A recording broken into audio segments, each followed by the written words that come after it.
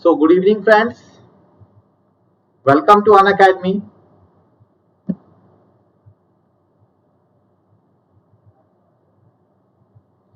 So, welcome you all at Unacademy. So, am I audible? Let me check.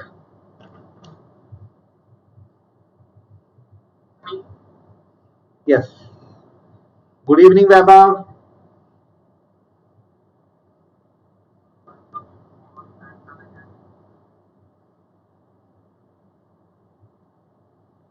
So, give me a minute. I'm starting.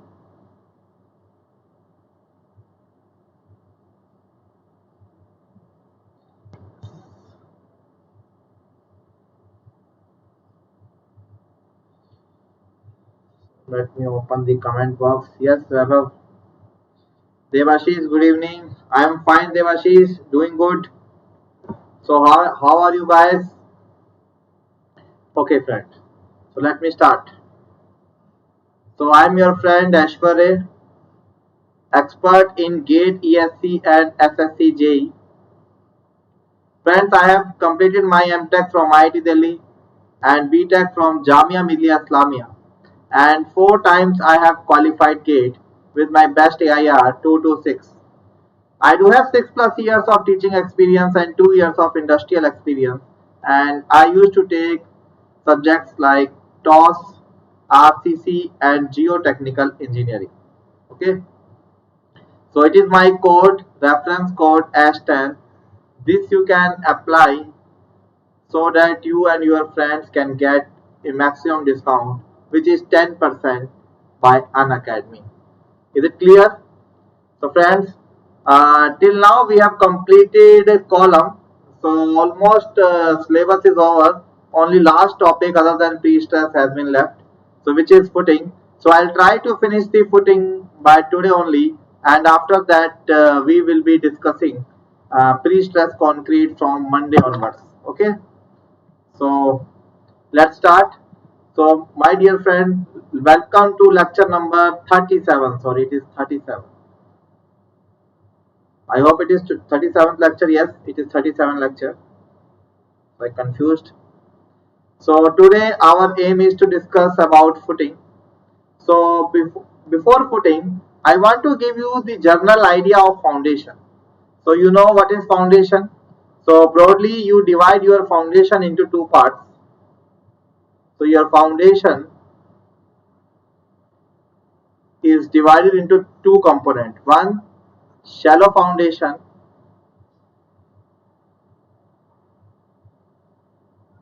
and another is deep foundation. So what is shallow foundation and what is deep foundation? So as per Terzaghi, guys, please like the session, all of you. As per Terzaghi, the foundation will be shallow if its depth is less than its least lateral dimension. Okay, and it will be called as deep if its depth is greater than its least lateral dimension. Okay, so let's say if the df is the depth of the footing and the least lateral dimension, let's say in rectangular footing or in any other footing, let's say b, or in circular footing, let it be d, then you can say that your foundation is shallow if df is less than b, or you can say it is deep if df is greater than b. So it is not like that that if ds is slightly greater than b, then we can call it deep foundation. Still the foundation is known as shallow foundation only, but this classification has been designed by Carl Terzaghi, a geotechnical engineer. So as per Terzaghi, we can say a foundation will be shallow if df is less than equal to b. Why it is calling shallow? Because whatever the formulas given for bearing capacities and all given by Terzaghi are valid only if the depth of footing is less than equal to the b. Is it clear? Okay. So you guys able to see? Just wait. Let me do one more experiment.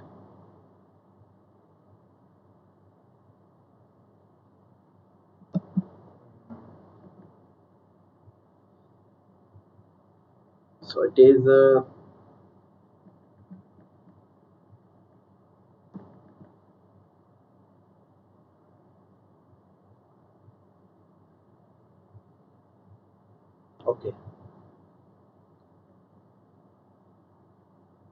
Yes. So what are shallow foundation? As I just told you that shallow foundation are those foundation in which the depth of the footing is less than the least lateral dimension. Okay.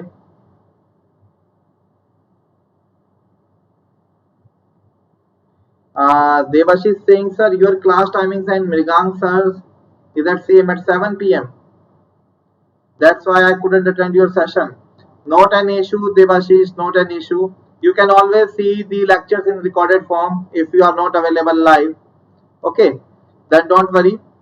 Abad Shah is saying that some numerical honge aaj. If theory will get, if theory we will complete by time, then I will take one design numerical on isolated footing. Okay, that isolated footing is only a portion which we have to discuss in our syllabus. Yes.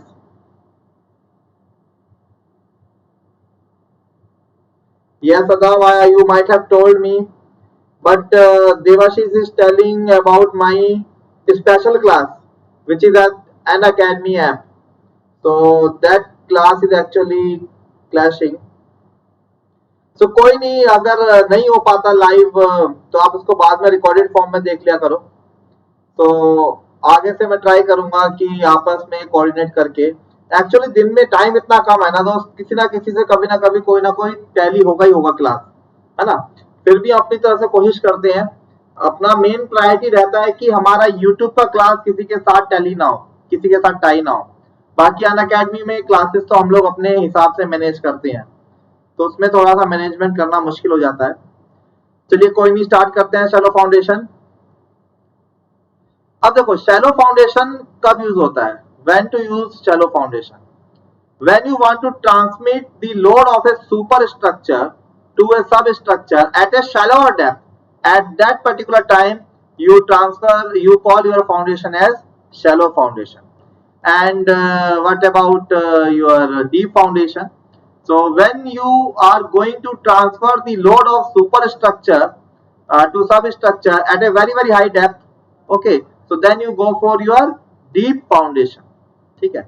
Shallow, and what is one more difference between shallow foundation and deep foundation, which is very very important. So the design of shallow foundation is more or less like a design of a beam or sorry slab, but design of deep foundation is very much fascinated from the design of deep footing like column, isn't it? And the load transferring mechanism is also different of shallow foundation than that to deep foundation. Like in shallow foundation, the load from the column directly comes on the slab, and due to that slab bends. So you can design your footings as a flexural member, and later on you can check them for one-way shear and two-way shear. But my dear friend, when it comes to column, so in column your load transfers along the axis, and due to that axial compression and all, you have to design your long column or deep foundation as a compression member. Okay, as a compression member. So let us focus on shallow foundation. See, suppose guys, you are having a column here. Suppose you are having a column.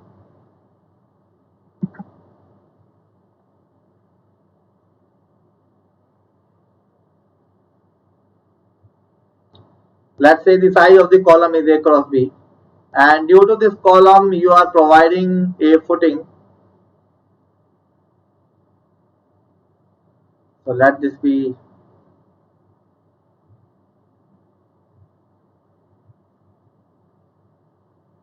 okay, let's say it is your footing.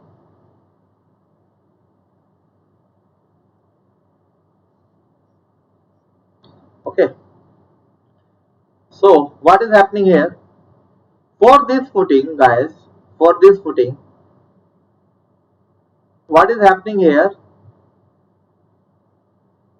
Some load is coming from the top,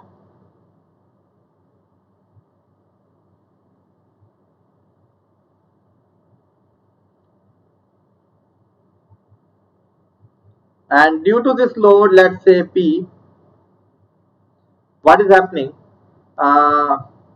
this footing is going to take some load.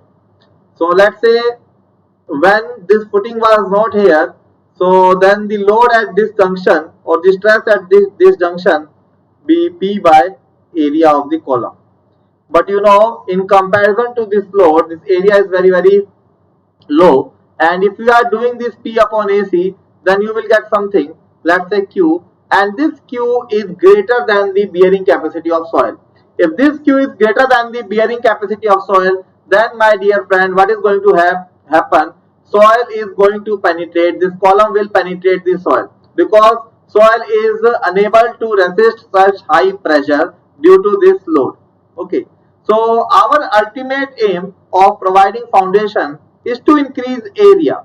So when this area will get increased, let's say instead of this small area of column, now I am want to increase this area, let's say by area of the, let's say, footing.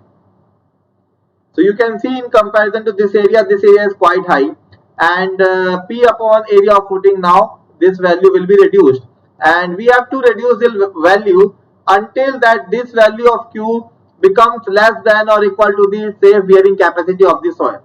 Okay, it is less than the safe bearing capacity of the soil. Yes, Devashish, failure will happen. So our ultimate aim is to decrease the value of this Q. This is the developed value of bearing stress. Okay, so if we want to make a safe foundation, then the load upon area value should be less than the bearing capacity of soil, or I can say safe bearing capacity of soil. So my dear friend, what is happening here? So designing of foundation is not only depend upon your geotechnical engineer, it is also depending upon your RCC or structural engineer. So foundation designing can be studied into two parts. One is structural design and another is geotechnical design. So right now we are studying RCC, so I am going to tell you the structural aspect of the footing. But how to calculate this bearing capacity, safe bearing capacity, by applying all the formulas related to Terzaghi, Meyerhof, IS code and all, that we will see separately when we will discuss the foundation in our geotechnical engineering. So right now, as a structural engineer, I have to design the area of reinforcement as well as depth of the footing. So you can say that foundation design is a two-step thing, two process. One is structural design, another is geotechnical design. So let me be more specific.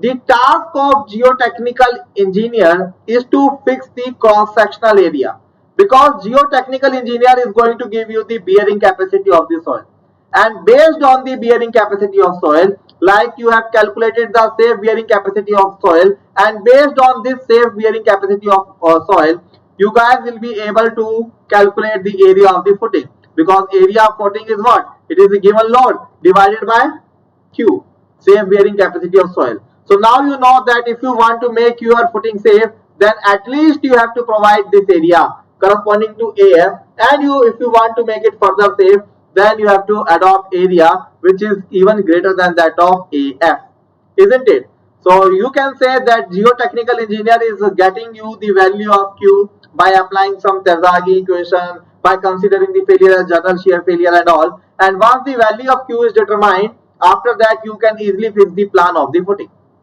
But after that, the role of a structural engineer comes into the picture. Okay, so what is the structural engineering then doing? He or she is providing depth as well as area of reinforcement corresponding to that size. Okay, so plan, geotechnical engineer. Structural detail, structural engineer. Is it clear? Yes. Yes, design on the basis of bearing capacity and settlement. See Devashish, bearing capacity and settlement, okay, both are considered before considering this Q value. So there are 8 types of bearing capacity: safe, gross, net safe, net gross. Okay, so like that. So one is also on the based on settlement, and one is allowed bearing capacity. So in allowable bearing capacity, in allowable safe bearing capacity, both your general shear failure as well as your settlement are considered. So this value of Q is even going to consider the effect of settlement and all. Okay.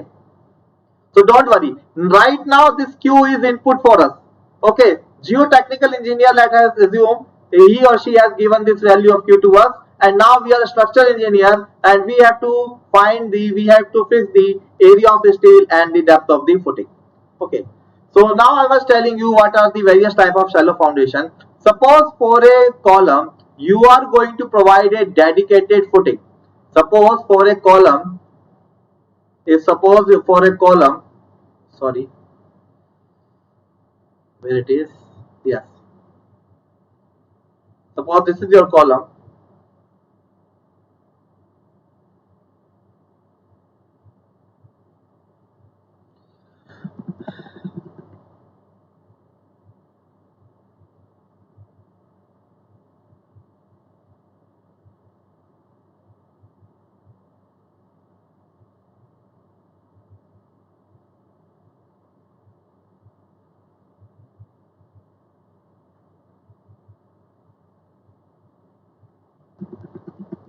I'm trying to make it 3D.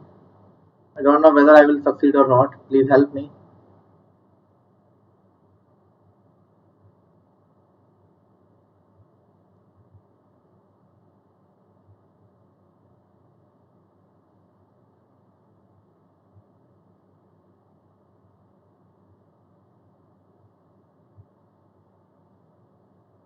So like this. Yes, now I got it.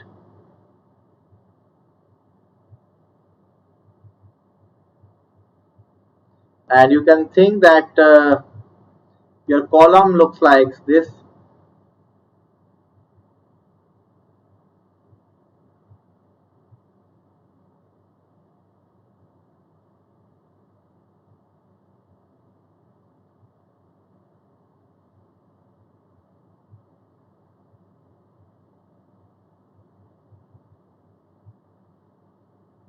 Okay. So this is your column. Obviously rectangular, don't consider it triangular. And for one column, for a given load, let's say P, and you are going to design a dedicated footing, then such footings are known as your isolated footings. Depending upon this load plus the weight of this column, you guys are going to determine the value of area of footing depending upon the ratio of P over Q. Once area of footing is fixed, after that we can proceed it further. So here for an individual column, you are going to provide one footing. So such footings are known as isolated footing. So what is happening next? Suppose next time there are multiple columns. Suppose next time there are multiple columns. Column number 1, column number 2, column number 3, like that. So this column is subjected to, let's say, some load P1, and let's say it is subjected to some another load P2. Okay, let's say it is subjected to some another load P2. So now guys, these columns are nearly spaced, means if you are going to excavate soil for this column, then it will be reaching somewhere here. Let's say this is your depth of excavation and area of excavation, and if you are going to excavate soil for this soil, then you will be getting this soil. So here you can see that this area overlaps. So guys, what you are going to do now, you will provide a common base to both of them. Now you will provide a common base to both of them. If you are going to do that, my dear friend, in that case you can say that you are going to provide a common footing which is taking care your both of these columns. Let's say column number 1 and column number 2. So in this scenario I can call such footing as combined footing. Because it is ultimately combining more than one column, footing of more than one structure. Okay, so in combined footing as well, my dear friend, there are several types. This combination of the footing can be in the form of rectangular form, or it can be formed in the form of trapezoidal form.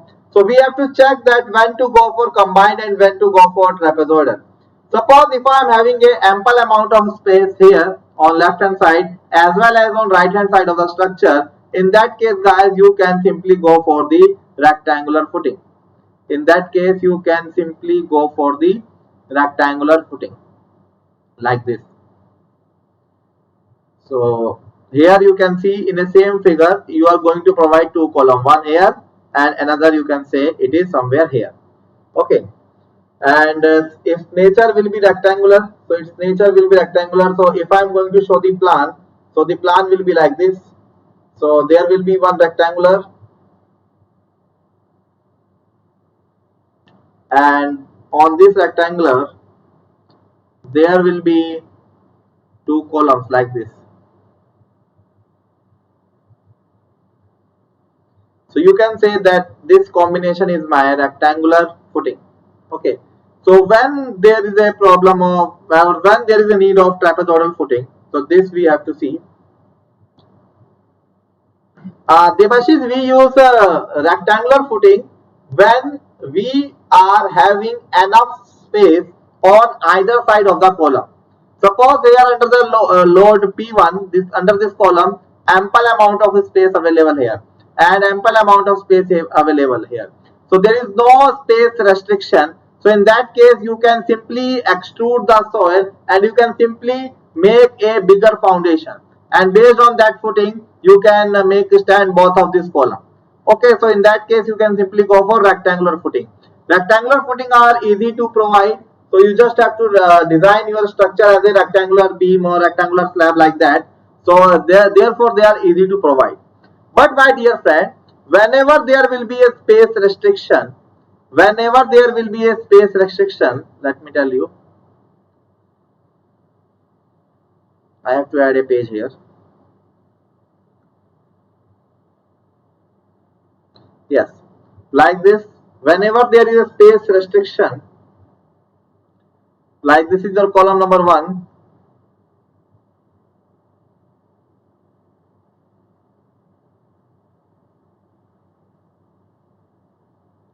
And let's say it is your column number 2.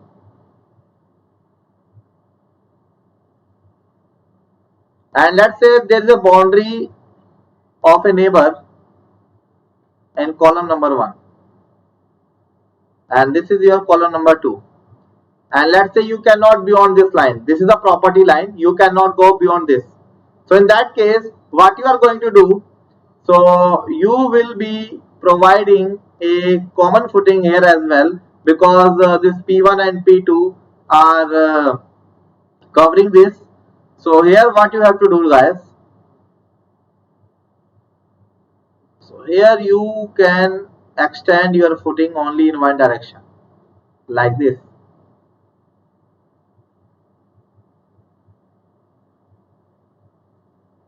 But when you see it in plan, it is your trapezoidal footing. It is your trapezoidal footing. But my dear friend, when you see it in plan, so in plan you will identify that yes, it is trapezoidal. How? So it will be like this, and it will be increasing like this.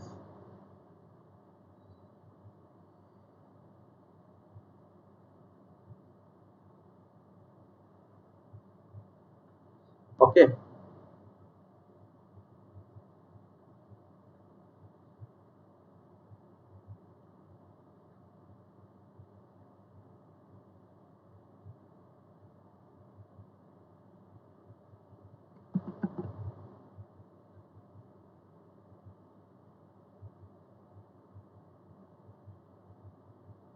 Like this.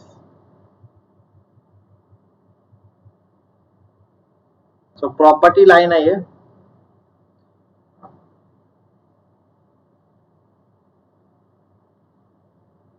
like this.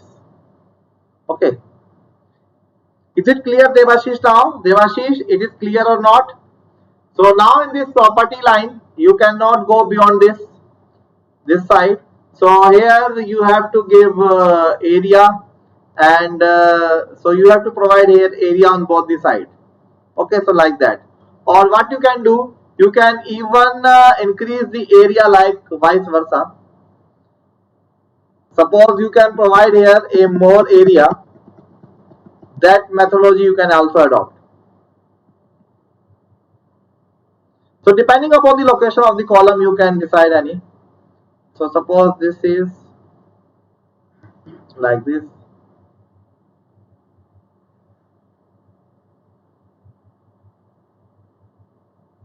So this is column 1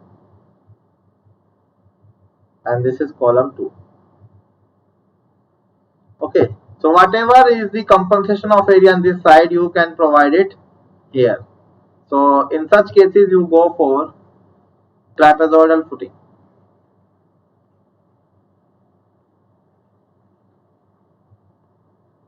Okay, so what else you can do? What else you can do? So you provide rectangular footing, then when no space restriction is here, you go for trapezoidal footing, then space restriction is there on one side and on another there is not a problem. And what else you can do? Another form of combined footing is your strap footing, STRAP, strap footing. So what you are doing in such footings, let's see. In strap footing, my dear friend, you again are having two columns.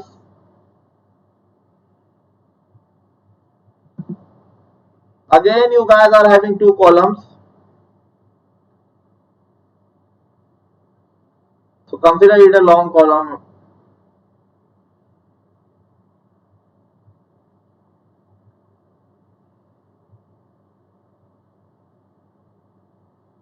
Okay.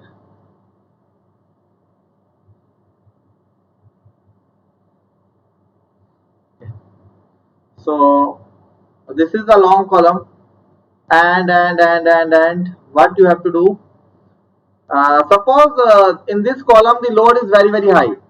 Let's say it is P2 and let's say it is P1, and P2 is very higher than that of P1. Okay, P2 is very higher than that of P1. So in that case, what you have to do, here you have to give a very high amount of area, and here you have to give a very small amount of area. So in that case, what you are going to do, again guys, you will provide a individual footing here. You will provide an individual footing here,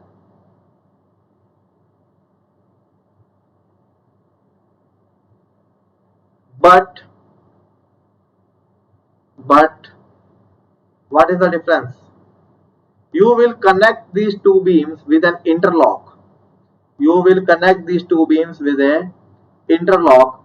This interlock is known as strap. This interlock is known as strap. Suppose if the load on this structure is very high, so due to the good bonding between this beam and this column, what is happening? So here the higher load is being transferred through the flexor mechanism to the other column, which is very low in load. So now the load of this column is even going to transfer in this column.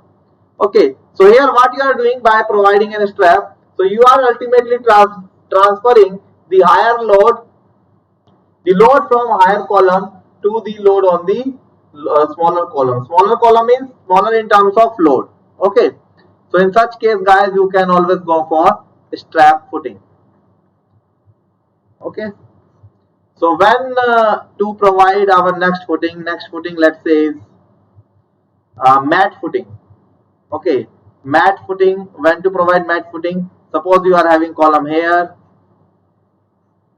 So whenever there is two-dimensional array, you can say, of columns, in that case you can always go for mat, or sometimes it is also called as raft foundation.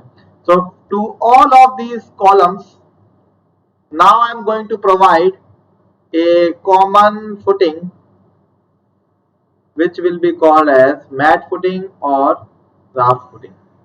जैसे mat होती है चटाई, ऐसा लगता है कि जैसे चटाई बिछा दी हो पूरी कॉलम के बीच में. So that's why it is called as mat footing. Yes, Devashish, that is the another advantage. So strap footing is all can also be controlled your differential settlement. So here you can see, if the load on this is very high and it is less, so it will be settled more in comparison to this. So whenever you are going to provide this interlock, so due to its internal flexural rigidity, so it is going to control the deflection, differential settlement between these two columns. Okay, so like it is a, suppose it is a fixed beam and it is settling by amount delta 1 and it is settling by let's say it is settling by delta 2. Let's say this support is settled by delta 1. Then what is happening? Due to difference of these deltas, so internal moment generated here. So let's say delta 2 minus delta 1 is equal to, let's say, delta dash. So you can say that moment generated on this beam will be 60I delta dash upon L square. So by that internal loading mechanism, you can control the difference of settlement between these 2 points. Yes. So I was telling you about the strap. So this is your strap. Sorry, not a strap, yeah. This is mat. Or you can say it is raft. So strap footing or raft footing. Is it clear to all? Tell me. Is it clear to all? And what is the strip footing? Do one of you know what is a strip footing? So strip footing is basically whenever the length of the wall or any structure is greater than or equal to 5 times of its width. Okay, so in such case, especially in case of walls and all, in such case guys, you provide strip footing. Strip footing आप सबने देखा होगा, जब भी घरों की नींव खुदती है तो आप स्ट्रिप फुटिंग बनाते हो ना, नींव खोदने के बाद लगातार रखते हो फाउंडेशंस को, फिर नीचे बड़ी, फिर और छोटी, फिर और छोटी, then you erect your wall. Okay, so that is the example of strip footing. So your shallow foundations are having many types like strip footing, strap footing, combined footing. In combined footing it is rectangular, it is trapezoidal, isolated footing, like that. So many types of footings are there. And what about deep foundation, my dear friend? In deep foundations are used whenever we have to transmit our load at a deeper depth, or you can say whenever our substrata soil is not up to the mark, it is weak in nature and all. So in that scenarios guys, we often go for deep foundation. We often go for deep foundation. So the common examples of deep foundations are pile,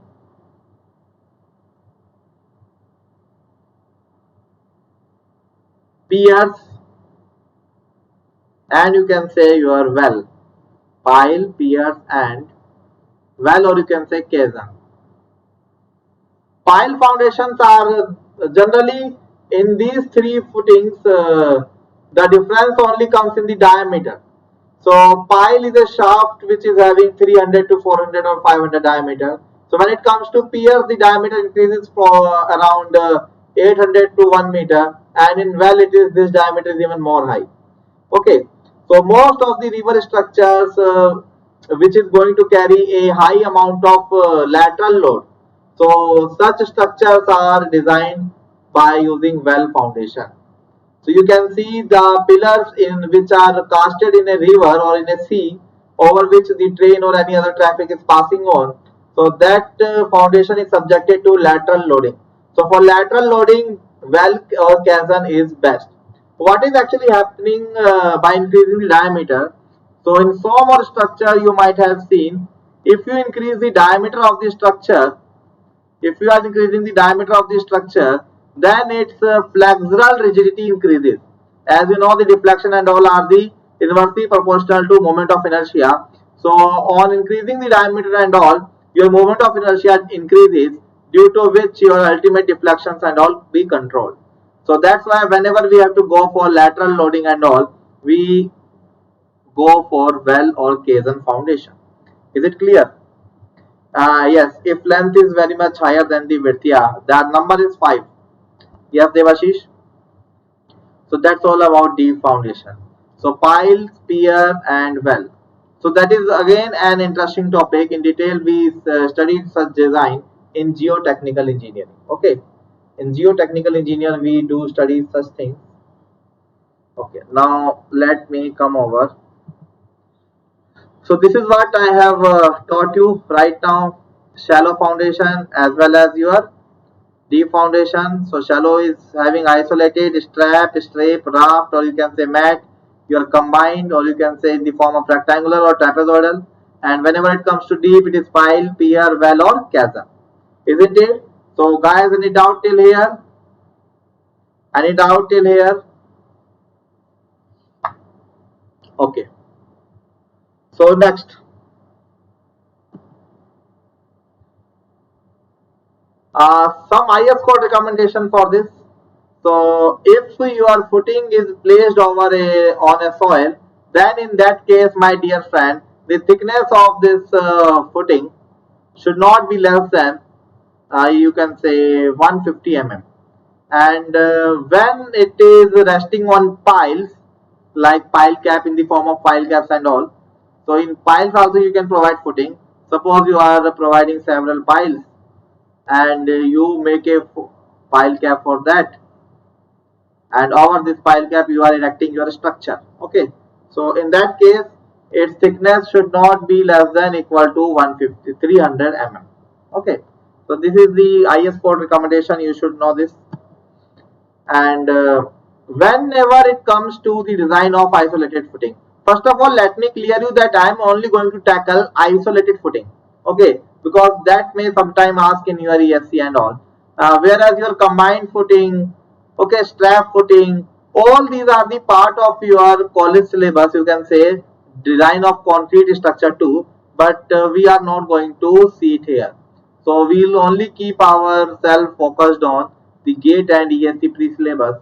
So for that your combined and strap footing design cannot come. Okay, so as whatever will be the important IS clauses that I will share with you.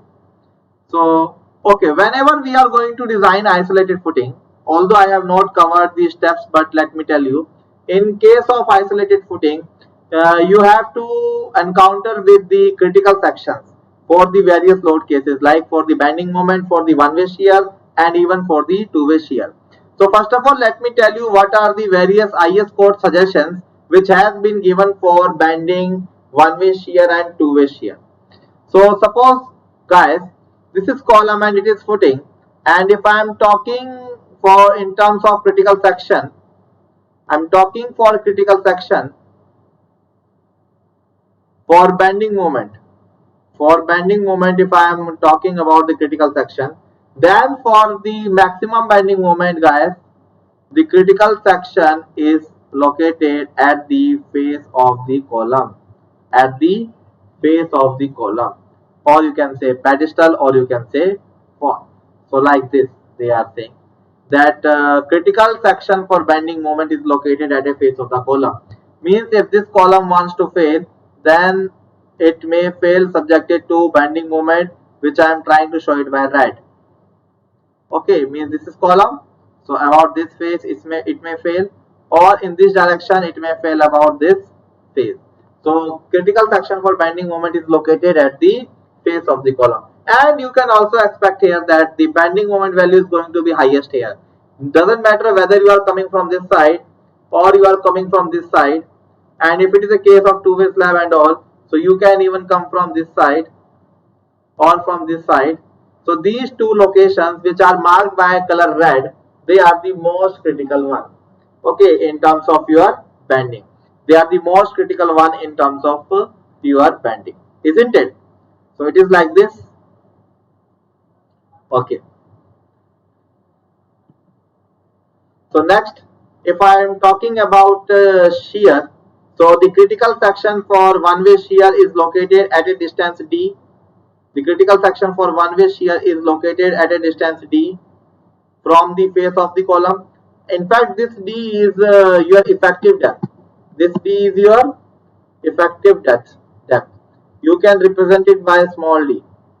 And my dear friend, when it comes to your you can say two-way shear, so at that time the critical section is located at a distance of d by 2. At a distance of d by 2. And it is located at a distance of d.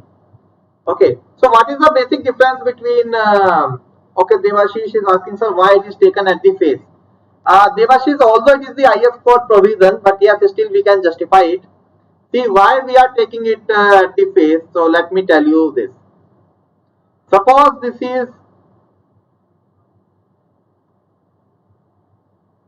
is your column. Okay, see this. Suppose, dear friend, my dear friend, this is your column, and this is your footing.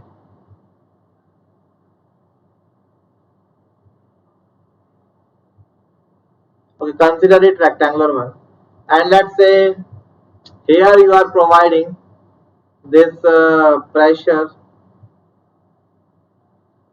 due to this soil, due to the action of this reaction, due to the reaction of this action. Let's say here the intensity is W. So if you are going to calculate bending moment at any distance, let's say x, so then this bending moment W is the W into x by 2. So either you have to calculate bending moment along this side, or you are going to calculate your bending moment along this side. So if you are starting from here, then you can find here the bending moment is maximum. So you can just think of this column and footing system just like a overhang system. Overhang system is like that one support is there and one slab is there. So due to this one UDL load is coming, and now due to this UDL the highest bending moment you will always find here. It is W into x by 2, and the x is value maximum here. And similarly if you are going to calculate it, so it will come at this phase. You cannot go here because here the failure cannot happen because due to the confinement of the support. Similarly, due to the presence of this column, so this portion is subjected to huge compressive resistance. So due to that compressive resistance, your bending failure may not occur in this direction, along this path. Okay, so that is the reason why we are taking the critical section at the face of the column. Okay, so it is like this. So Devashish, it is okay. And for you can say your two-way. What is the difference between one-way shear and two-way shear? That I want to tell. One-way shear and two-way shear. So both are shear failure. Shear failure, you all know that it is failure of the same surface. So whenever these two surfaces, suppose it is a single piece box and this box is going to slide and break through this point. So that is known as shear failure. Suppose it is my footing and along this section, my dear, what is happening? This portion cuts and fall down. So you will say that yes, it fails in shear. You will say that yes, it fails in shear. But here this footing is a two-dimensional thing, na? Here it is a two-dimensional thing. So it may cut and fail on this side, or it may cut and fail even on this side.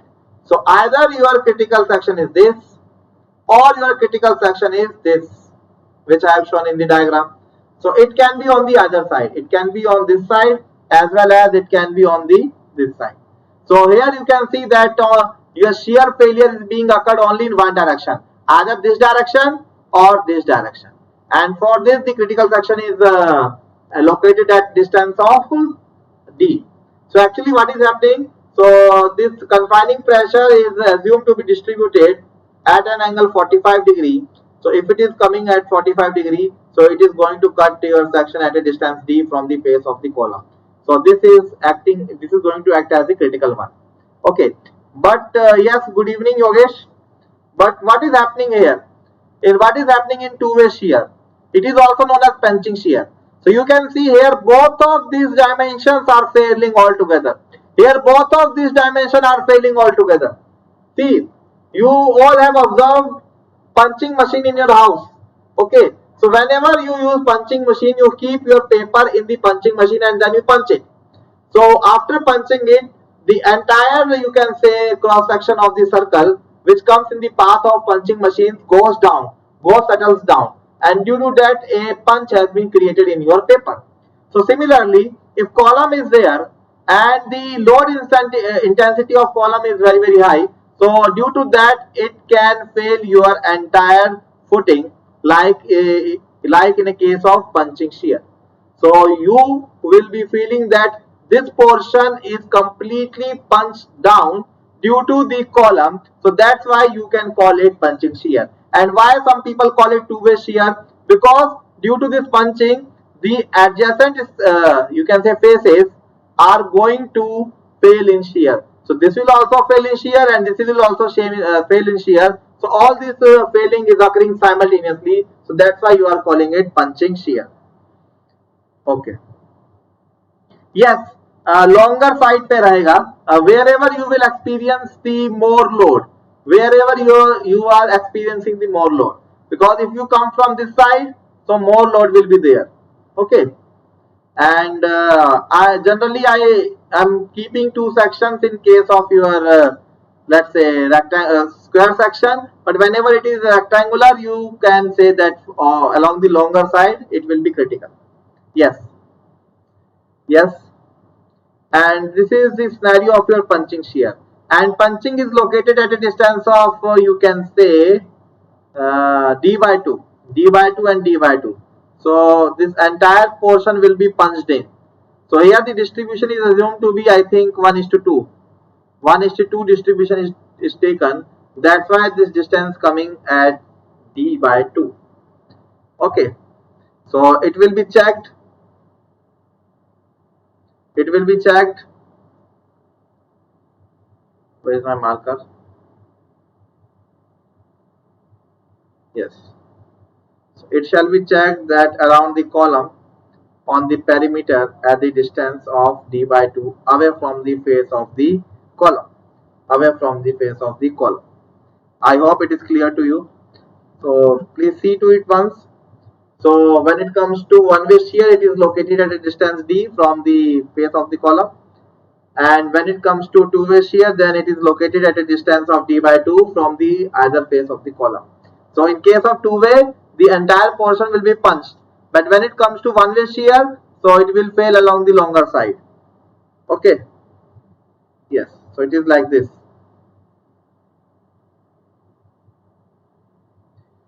Devashish is saying, sir, present some actual pictures. So right now I don't have them.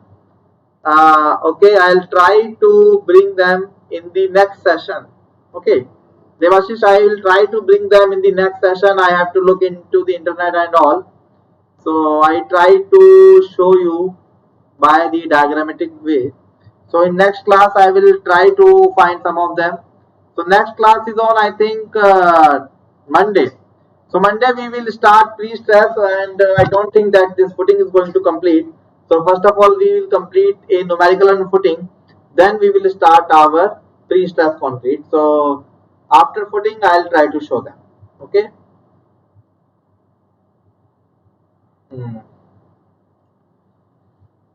But these failures are common. If your foundation is not designed properly, then these failures are common.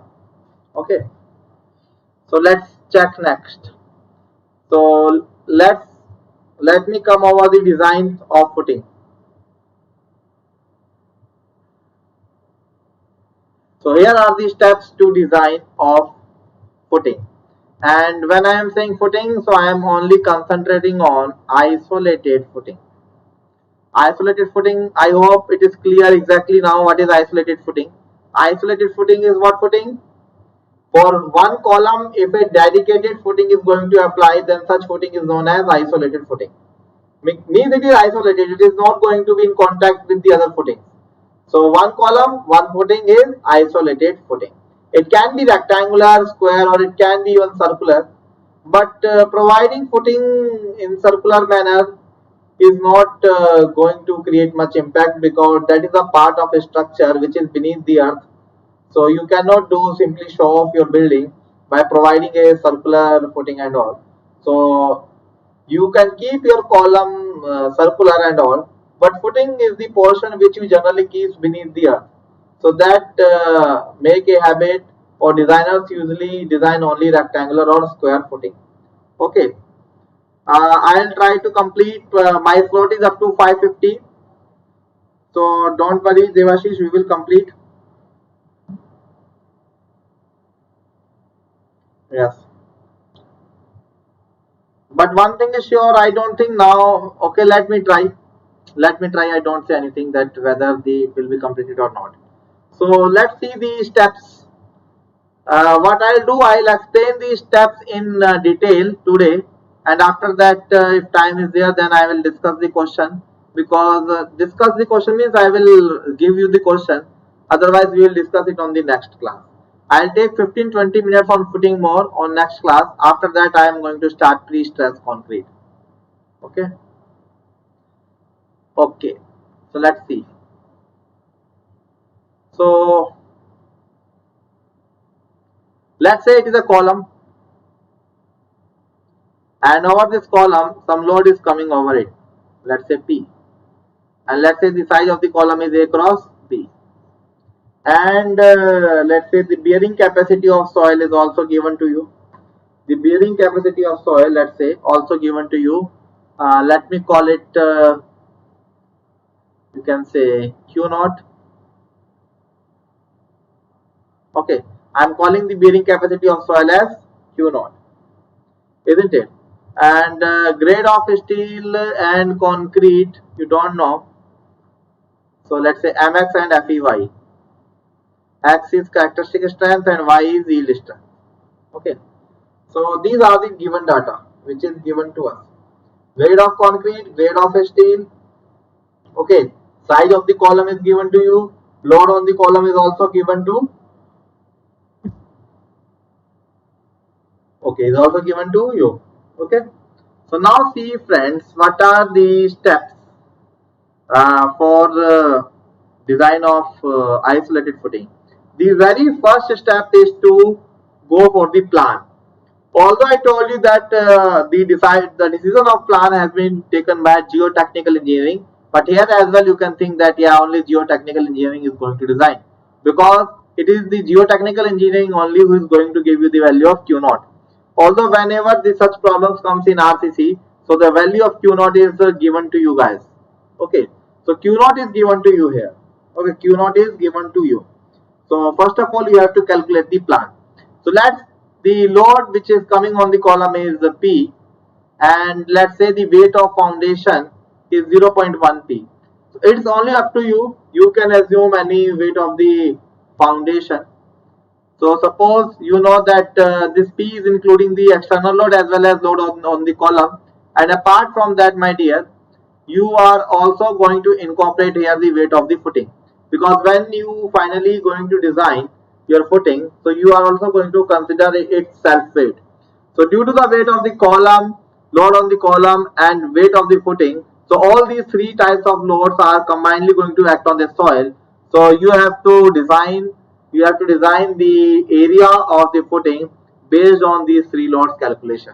So P is including the load of column and external load on the column, and for weight of the footing or foundation, there is a thumb rule that you can assume it to 10 to 15%. Okay, so you can always assume it 10 to 15%. There is a thumb rule, so I am going with 10%. Okay, so total load on it is now 1.1 P. So total load on this is now 1.1 P. So now my dear friend, let's talk about area. So area is actually total incoming load upon the bearing capacity of soil. From here you will get your area, let's say A. Okay, so here this 1.1 P is also known as total load. Total load means load which includes your weight of the column, weight of the footing and weight of the external load. No, Vaibhav, no. Make a note here. Make a note here. Whether you are doing it for LSM or WSM, you do not have to factor your load. In step number 1, you are not going to factor your load, because this factoring load and all is a part of structural engineering, is a part of RCC. Right now you are doing a additional step of geotechnical engineer. So this is the task of geotechnical engineer. So all those formulas of factor load and all, that is valid only when it comes to the design of depth of the footing and when it comes to the design of the reinforcement. So right now we are fixing plan based on the bearing capacity. So right now I don't have to consider this load as the, you can say, factored load. Okay. So this is the P original load which is coming through the column, and for a factor of safety what we are going to do, we are simply going to increase the area of the weight of the footing. So on combining these two values, you are going to decide the area. So this is the area which you are going to get from the bearing capacity of the soil. So whatever area you are getting here, so suppose if A cross B is the size of the column, then if you are going to design a rectangular column, then in same proportion, my dear friend, you can go for A cross capital B. And you know A cross capital B must be equal to this area. It must be equal to this area. Is it clear? Is it clear? So right here, no factoring of load in step 1. In step 1. Okay. So what is net soil pressure?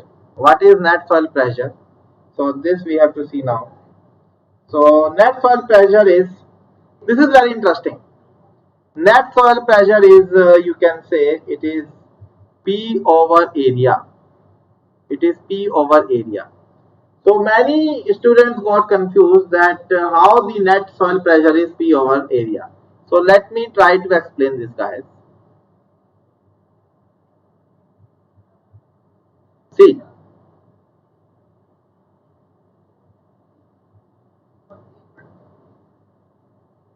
see.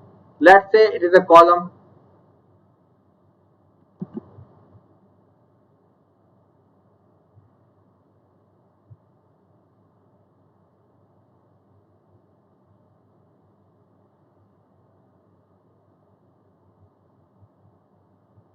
and let me draw it here.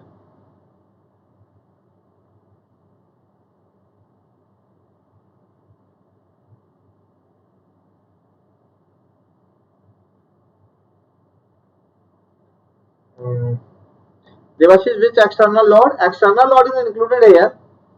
External load on the column, self weight of the column, self weight of the foundation.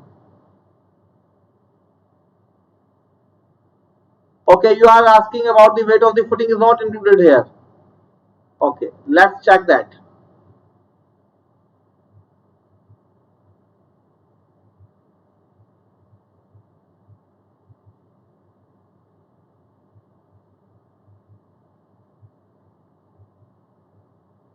So let's say it is P.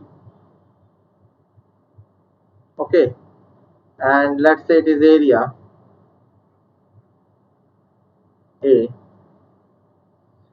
Okay, so due to this P, what is happening, my dear? Due to this P, you will be getting some upthrust soil pressure.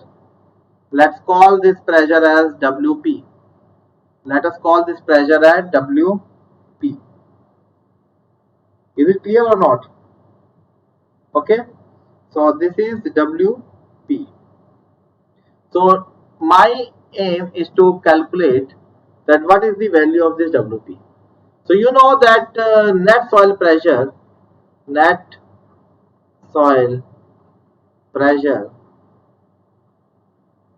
means your WP is equal to, what is downward force? 1.1 P. Okay, so this reaction actually, suppose right now I'm not talking about this WP. So let's say this is So you might be thinking that, sir, it should be 1.1 P over area. Okay. But my dear friend, out of this P, this footing is going to have, you can say, zero point 0.1 P of load, because you add the 10% due to the load of this footing only. So this footing is also going to provide you UDL in the downward direction corresponding to 0.1 P over area, corresponding to 0.1 upon area. And now the total upward force is 1.1 P over A, and this downward drag is 0.1 P over A. So now my dear friend, when it comes to the net soil pressure, it is 1.1 P minus P divided by area. So you can say that WP is equal to P over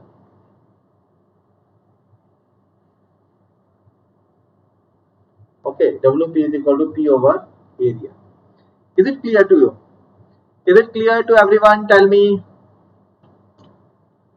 So this is the net soil pressure. Okay. So now the net soil pressure calculation has been done. So this soil pressure is going to act on this slab now, and now your RCC has started. So now if you are going to use LSM, then you have to factor this load WP, and if you are not going to use your LSM, then you have to use this soil pressure as the design soil pressure. But please be reminded, this is your pressure. You have to take a unit meter strip, and based on that strip you will be calculating its bending moment, shear force and all. Okay, so whenever it comes to design of slab, I gave you a tip that always try to calculate the loads for a unit meter. Always try to calculate the load for a unit meter. Is it clear? Is it clear to all? Tell me. Okay. So yes.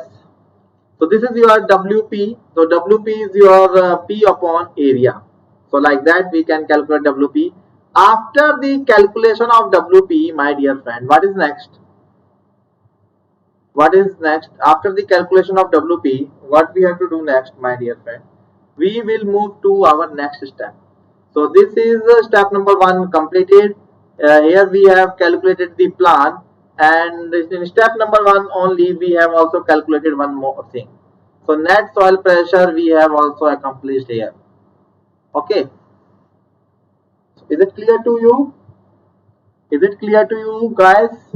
So net soil pressure is also clear here, calculated. So now let me move over to step number 2, which is calculation of bending moment. As I told you already that the critical section for bending moment is located at a distance of D, or sorry, at a face of the column. The critical section for bending is located at a face of the column. Now we have to see that how we can actually calculate that bending moment.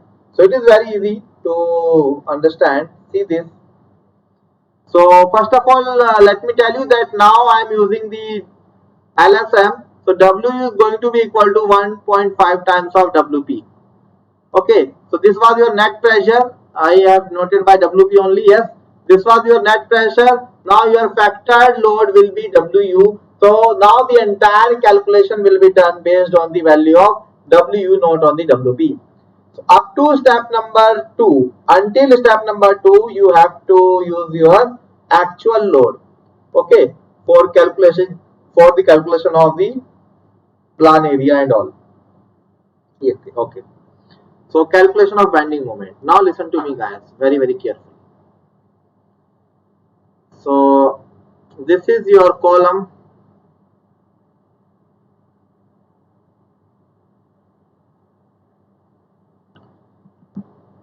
So I'll take some time in making this, but things will be crystal clear.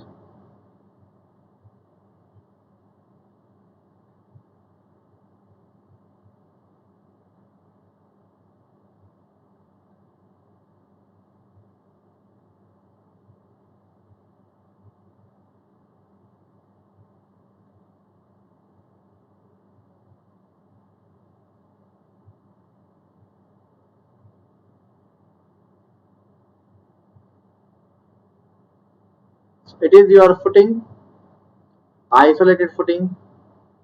Okay, and let's say you are providing some load P over it, and due to that P and all, my dear friend, you are getting one pressure. So now I am calling it pressure at WU because I am talking in terms of LSM. Okay, now I am talking in terms of LSM. So let me draw a plan of this.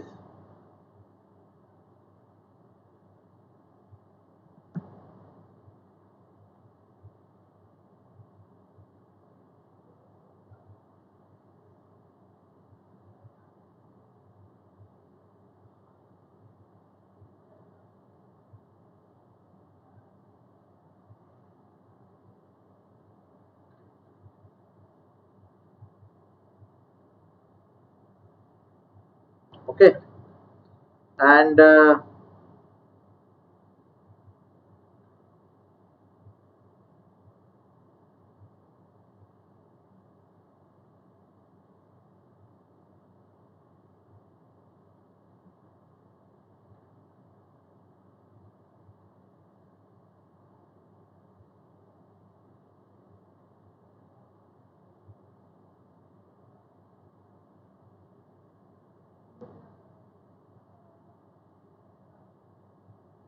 okay, like this.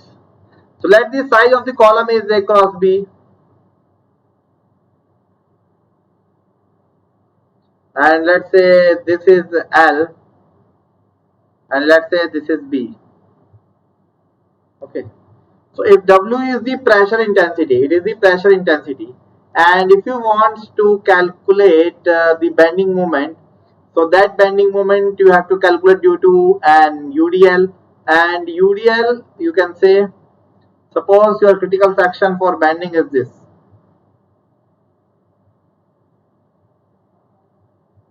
Suppose this is your critical section.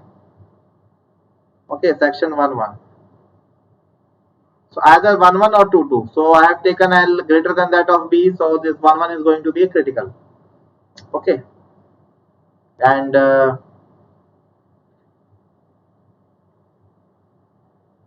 I am taking a unit meter strip.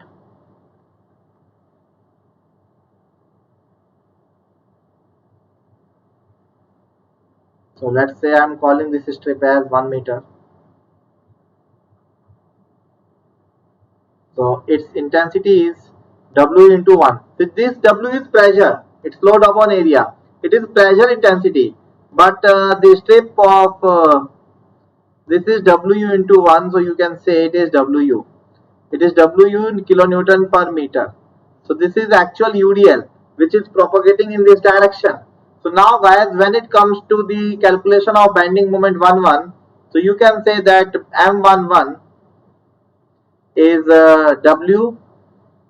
So you know this distance, you know it was your A, and you know it was B. So this is A from the center, it is A by 2. This is L from center, it is L by 2. So if you are going to calculate its length, then its length is going to be, my dear friend, it is L, capital L minus A by 2. So let me know if you guys are not agreeing with me. It is L minus A by 2. And if you are calculating it along this side, in that case, my dear friend, it is B minus small b by 2. Capital B minus small b by 2. So let me write it here as well.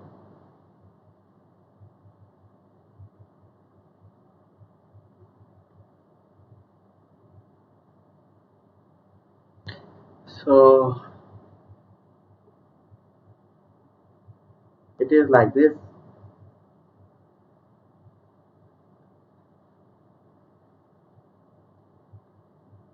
It is 1 meter. So it will be, you can say, that capital B minus small b by 2. Capital B minus small b by 2. So it is like this. So here guys, if you are going to calculate M11, so M11 here will be W into L minus A by 2. This is the entire load. W into L is the entire load till here. And due to this cantilever effect and all, so the actual bending moment will be load into distance. So distance here is going to be into L by 2. So this is equal to W L minus A square by 8. So guys, this is the value of M11. Okay. Similarly, if you want to calculate your M22, so let me call it M22. Then you can say it is W U capital B minus small b square by 8. So like this guys, you can always calculate your bending moment. Yes, L minus A by 4. Yes, L minus A by 4. It is like this. So any doubt? Tell me any doubt?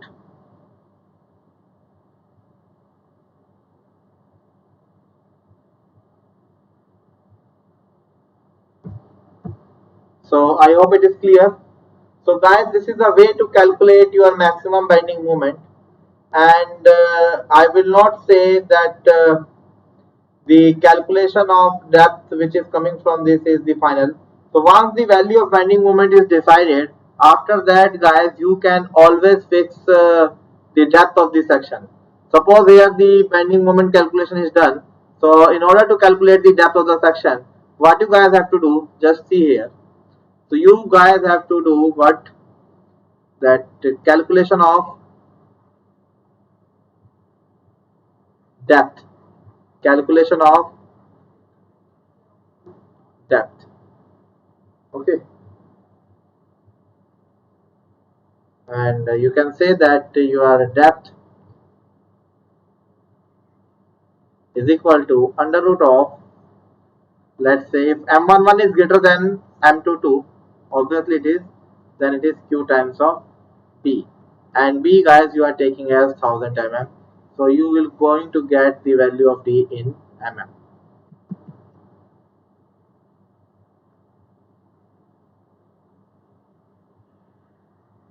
Okay, so this is the way to get the depth of the, you can say depth of the slab. So this is your value of D. So once this value is D is obtained, after that we cannot say that this D is fixed.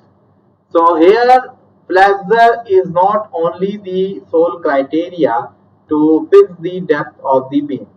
So after this guys, what we have to do, after this we have to check our slab for one-way shear, and we have to check our depth accordingly. After that we have to meet the depth requirement satisfaction for two-way shear. Once all bending, one-way shear and two-way shear are obtained, after only we will be fixing our depth.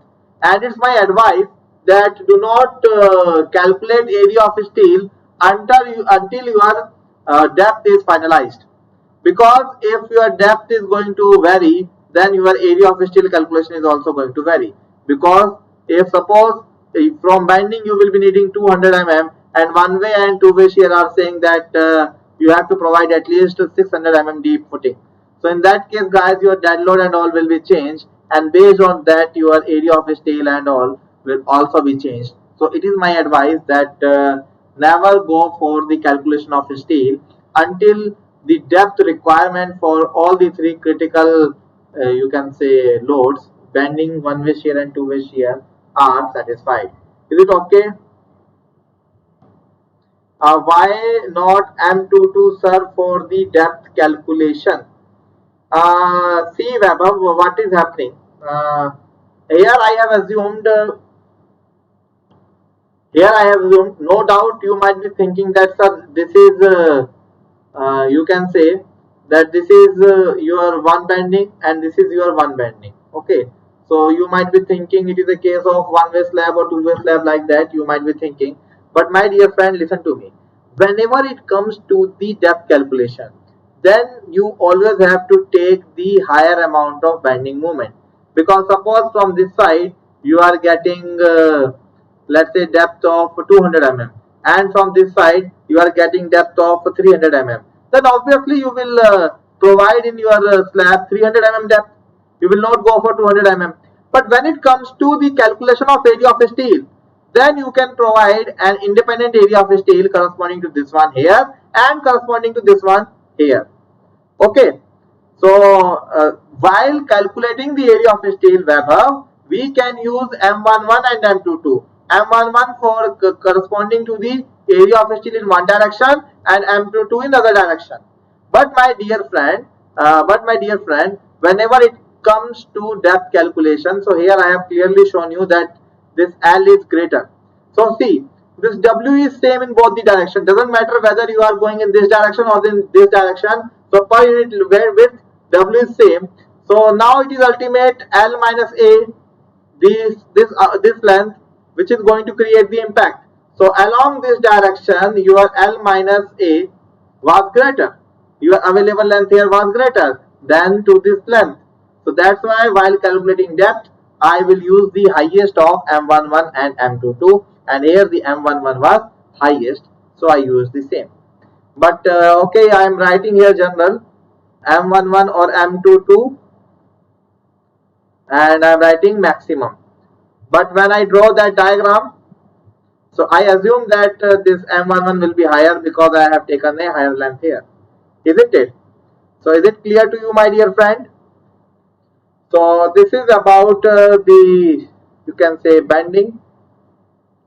So after this we have to go for one-way shear, then two-way shear, then we have to see how to calculate steel, then we will see one numerical on this. So guys, let us keep up to here only, because next is again one-way shear. It will take some time.